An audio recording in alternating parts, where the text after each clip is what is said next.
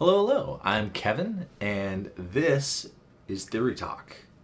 Name pending. It could change. I want you to know before we get started and go get really deep into this. This is about the 15th version of this video that I've done. I did a take where I was wearing a suit. I did a take where I had the script in front of me and I was reading word for word, line by line. I've done any variation of those things, and I decided to scrap them. I've had done green screen stuff. I had a guitar at one point, and I scrapped all of them because I have a certain tone in this show that I want to communicate. So this is how we're doing it. This is me. I'm Kevin. I'm wearing a V-neck. I'm in my office. I have a chair. It is an old chair that I've had for years. I have a piano behind me. It's actually a MIDI keyboard. I'll explain what that is someday. I have another keyboard in front of me. I have a guitar off to the side. I'm set up, but this is super casual. So hopefully that's going to be helpful to you. And I want to start similar to how I've started in my other videos, but that's you wouldn't know what I was doing because they're not published. But so here's the idea. Imagine for a moment that you are going to a country where you don't speak the language.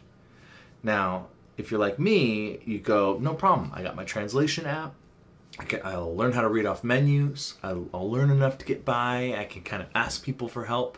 And for the most part, people will help you, right? Because people are generally nice and they want money. And so if you offer to give them money in exchange for food, they'll help you pronounce the name of the food, right? But so let's say you go and you have a wonderful time at this country and you decide, you know what? I love that place so much, I'm going to move there. But you never bother to learn the language. At some point, it's going to be a problem. At some point, people are going to stop thinking it's cute. People are going to stop being willing to help you. And you're going to get really tired of having the same conversation. Where is the library? The book is in the library. Like, that's going to get old real fast. At some point, you have to learn the language, right?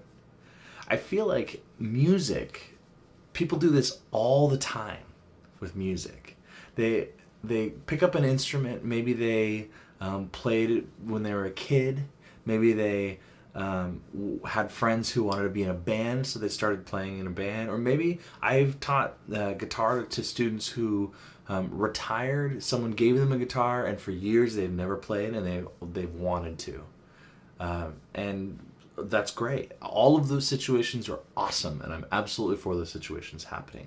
And most people come into music not knowing the language, not understanding theory, not understanding why things work the way they do. They just know if I put my hands here like this, good stuff happens. And if I put my hands like this, and then like this, and then like this, I'm doing some kind of thing that people sing on top of. Or they'll sing and they go, I don't know why this works, it just kind of works. The reason why it works is what we call music theory. And I want you to be able to go into this world of music and understand the language. And it's a lot of people have come up to me and told me that they would love to learn music theory, but it's intimidating, it's scary, they don't understand. And my heart and my goal for this series is to address that mentality. Not that mentality is wrong, I understand, but it's not you. Of course, you don't know music theory. No one's taught you. And the people who've tried to teach you are you probably learned it in a context where the primary purpose was not to teach you music theory. The primary purpose was to get you to do the thing that they want you to do. And so they're like, okay, we need you to play this thing. And then I don't know how to play the thing. And they go into this theory lesson that in the moment isn't helpful to you. So this is going to be a safe place. This is going to be a place where we can talk freely. It's okay not to know things. It's okay to be bad at things. It's okay to get things wrong. But we're going to learn music theory. So I'm going to try and keep it as simple as possible. I'm going super casual. No green screen, no professional quality, just a microphone and a camera. I am going to occasionally reference a piano. My primary instrument is guitar, but the piano just has a visual element that's really easy to understand. So that's what we're going to do. If you'd like to join me on this, so go ahead and subscribe to my channel. And if this is valuable to you, there'll be ways that you can support more of this content in the future.